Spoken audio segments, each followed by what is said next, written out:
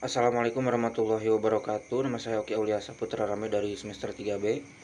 Di pertemuan yang ke-12 kali ini saya akan mereview kembali materi hukum pidana lanjutan yang telah disampaikan oleh Ibu Prof. Dr. Hajah Heni Nuraini SMH beserta Bapak Dr. Emerendi Aridayandi SMH.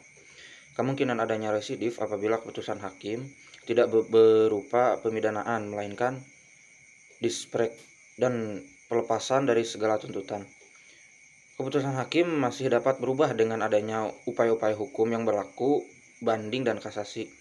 Keputusan hakim yang berupa penetapan, misalnya keputusan yang menyatakan tidak berwenangnya hakim untuk memeriksa perkara tersebut.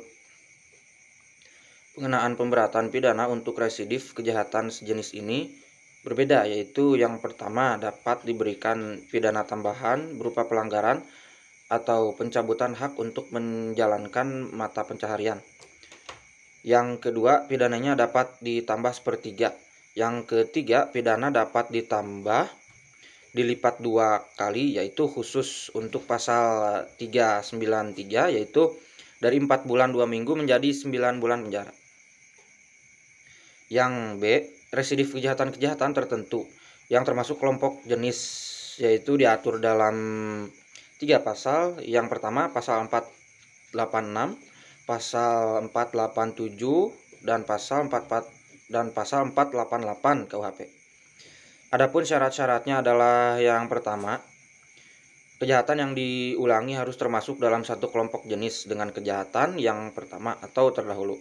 Kelompok jenis kejahatan bermaksud adalah yang pertama, kelompok jenis kejahatan pasal 486 KUHP, yang kedua kelompok jenis kejahatan pasal 487 KUHP, yang ketiga kelompok jenis kejahatan dalam pasal 488 KUHP. Yang kedua, berdasarkan kejahatan yang kemudian atau yang diulangi dan kejahatan yang terdahulu dan atau sebelumnya harus ada putusan hakim yang berupa pemidanaan tetap, dan putusan hakim itu tidak berupa penetapan atau basic link.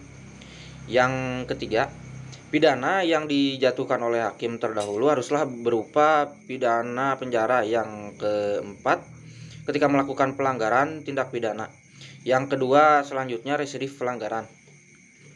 Diatur dalam buku 3 KUHP, yaitu ada 14 jenis pelanggaran yang merupakan alasan pemberatan, yaitu yang pertama, pasal 489, pasal 492, pasal 495, pasal 501, pasal 512, pasal 516, pasal 517, pasal 530, pasal 536, pasal 540, pasal 541, pasal 544, pasal 545, dan pasal 549. Syarat-syarat residif pelanggaran. Yang pertama, pelanggaran yang dilakukan harus sama atau sejenis dengan pelanggaran terdahulu. Yang kedua, harus ada putusan hakim yang berupa pemidanaan yang telah mempunyai kekuatan hukum tetap untuk pelanggaran yang terdahulu. Yang ketiga, pelanggaran untuk waktu pengulangannya belum lewat setahun atau 2 tahun sejak adanya putusan pemidanaan yang telah mempunyai kekuatan hukum yang tetap. Selanjutnya, residif di luar KUHP. Yang pertama, residif kejahatan terdapat dalam beberapa tindak pidana khusus seperti narkotika dan lain-lain. Untuk pengulangannya yaitu umumnya mendapatkan pemberatan. Yang kedua, residif pelanggaran di luar KUHP terdapat dalam Undang-Undang Nomor 14 Tahun 1992 dan lain-lain dengan ketentuan pemberatannya. Mungkin sekian review materi dari saya. Mohon maaf bila ada kesalahan dan kekurangan.